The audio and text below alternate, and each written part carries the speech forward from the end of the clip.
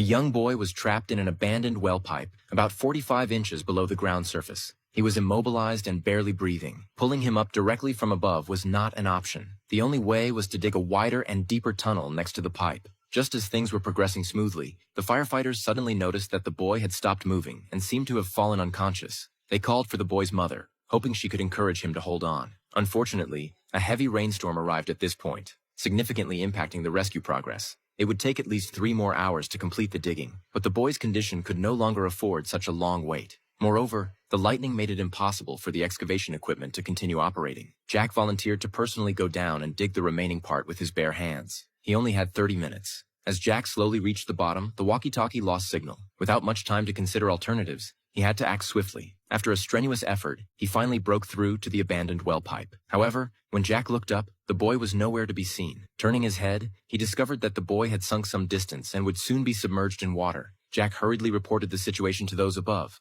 but they couldn't make out what he was saying. The agreed-upon time was also running out. Just as Jack was about to pull the boy out of the pipe, he was urgently hauled up by the people above. With the situation being so critical, Jack had no choice but to cut the safety rope and quickly return to the bottom. Seeing Jack cut the rope, those above could only send another person down to assess the situation. Jack swiftly returned to his original position and finally pulled the boy out, providing thermal insulation. At this point, his colleague who had come down from above also arrived. Jack had him take the boy up first. As they safely reached the well opening, an unexpected incident occurred. Lightning struck the excavation equipment, completely sealing off the ground exit.